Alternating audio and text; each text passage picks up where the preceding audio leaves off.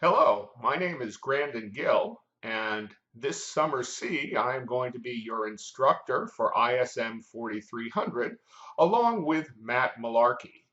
And this video segment is intended to give you a brief overview of what the course is going to be about, and will act as a supplement to the syllabus and the ISM 4300 online case, which will provide a much more in-depth view. I hope you enjoy the course, and if you have any questions, do not hesitate to post them to the questions forum on Canvas. Thank you. So why don't we start with a quick overview of the objectives provided in the course syllabus. Now, the first objective is to help you develop an appreciation of the complex interaction between organizations and information technology. A lot of the program that you've had as part of an MIS major has looked at the technology, things like databases and programming and analysis and design. But what we're going to do is we're going to take a look at how this technology is incorporated into organizations. Now, the second objective will be to help refine your problem-solving skills. And here we're talking about your skills in solving real-life problems. And so a central aspect of this course will be the use of real-world cases that have been developed primarily from local businesses. And we will discuss each case in great detail, and a substantial fraction of your class performance will revolve around these discussions. The final element of the course is developing a large-scale project that you will present online and will be peer-reviewed by your classmates. And this project can be many things. It could be a programming project, a database project, a white paper, a case study, and we'll talk about that a little bit later in the segment. But towards the end of the course, the last 2 or 3 weeks will be totally focused on getting these projects completed and reviewed. So for many of you, this will be your first online course, or at least your first online discussion course. And so one of the obvious questions you might have is, how do I get started? Well, the first thing that you want to do is to read the syllabus. The course syllabus contains a lot of information about the course and all the course policies. Now, the next thing that you want to do, which is rather unique to this course, and I'll talk about it a little bit later, is study the ISM 4300 online case.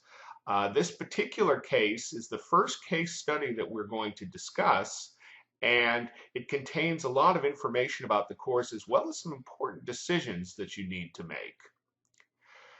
Now, the third thing that you may want to do on Wednesday night is attend a synchronous online session that we'll be holding using Blackboard Collaborate, which is actually a component of Canvas.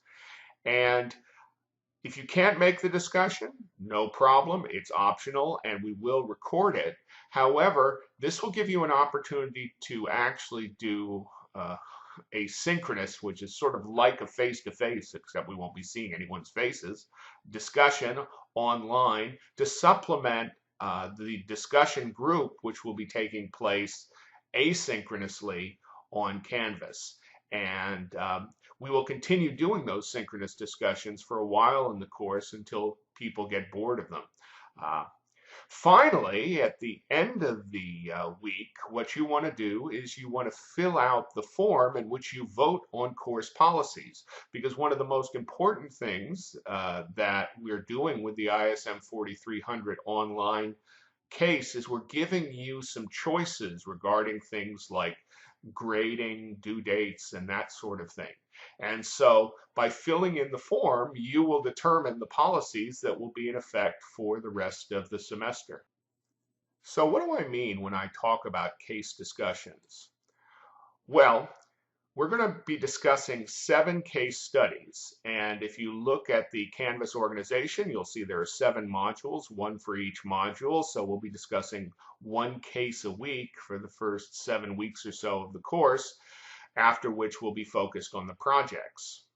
Now, If we take a look at the discussion boards, what you'll see is each one starts on a Monday and ends the following Monday at 9 a.m. That's the due date listed on Canvas. And these discussions are graded. I talk about the grading in the syllabus. In addition, there will be optional synchronous discussions held as long as the class votes for them and as long as 20% of the class shows up. And these discussions will move around and will be conducted using Blackboard Collaborate. They are purely extra credit for your own interest, and you're not required to come, but they will be recorded for people who have a conflict during a particular week. But we'll try to make sure that everybody has some discussions scheduled when they have non-class days, if there turns out to be demand for it. Now, another thing that you might notice is that we have two separate sections, and you shouldn't have to do anything with respect to the sections since I've already assigned you to them. But what we found is that when you have discussions with more than about 20 people, you sometimes get kind of too much repeated material. So what I've done is I've broken the class into two parts, and you'll be responsible for the discussion in your section, and you won't even be able to see the discussion for the other section. Now, another important thing is that every week there will be 6 or 7 students assigned to open each case. And around the middle of the first week of class, I'll put up a spreadsheet that will give you your opening assignments so you know them in advance. But if you're assigned to open, I will tell you which of the 7 questions on the discussion you're responsible for, and you will create a new thread. The threads should be posted by Monday night, so you might want to look at the case in advance if you know you're going to have time conflicts. And then after the openers have posted, the rest of the class can join in. And once the discussion has started and the openings have been posted, everyone should participate, including the original openers, because typically in discussions like this, we probably average 3 to 4 posts per student. I've had students who've posted many more. There are some grading criteria listed in the syllabus. One of them you should be aware of is I tend to look at how well the posts are spread across the week, because this is supposed to be a discussion.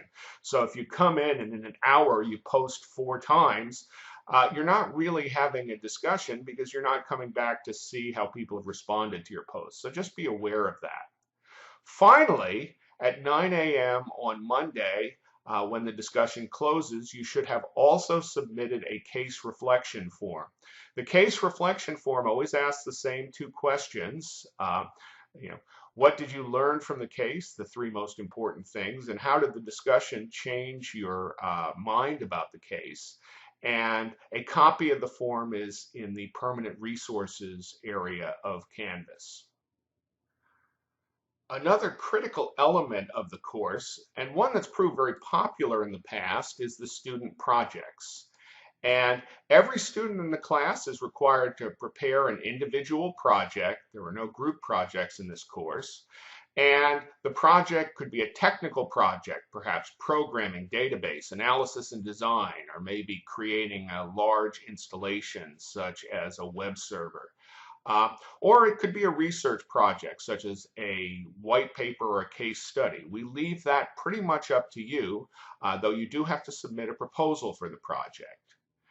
Each project consists of 4 separate components. It begins with a proposal that's submitted at the date required by the syllabus, typically more than a month before the end of the semester.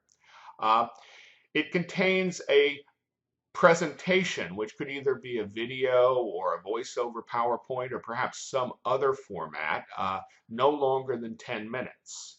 It contains a poster, and I've included a couple of potential poster templates on permanent resources. This is one of the things you'll be voting about in the first case discussion. And finally, it will consist of a written report. And the written report importance depends on the type of project. If your project's a white paper, the written report is very important. If it's a programming project, it's probably just going to be a place where you can put some source code and some comments and probably won't figure that heavily into the grading. Now, another very important aspect of this project is the peer review process.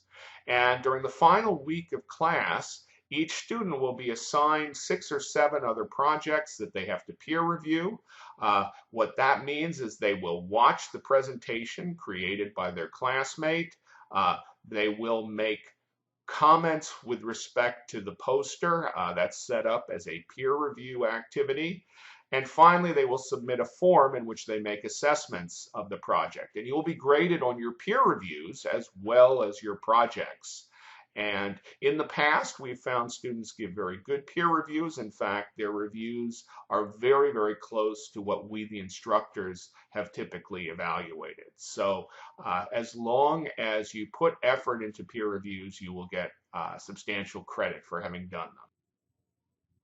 So the main activity the first week of the course is going to be our first case, which is the ISM4300 online case that was written specifically about this class.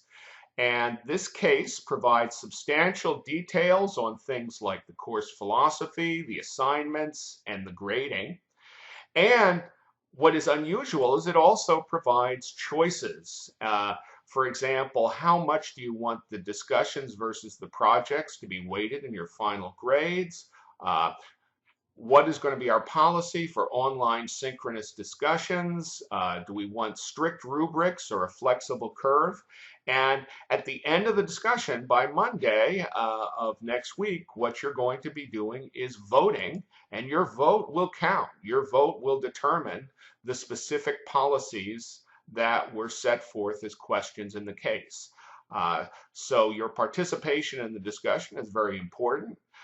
We will hold a synchronous session on Wednesday night. If you are not able to attend, we encourage you to watch the recording. It is optional, like all the synchronous discussions in the class, but it will also be a venue where you can ask questions if you have specific questions about the course. And I believe it's scheduled from 8 to 10 p.m. So I will look forward to seeing many of you there, and I hope you have a great time with this course. And if you have questions, do not hesitate to ask them in the questions forum that I have provided on Canvas.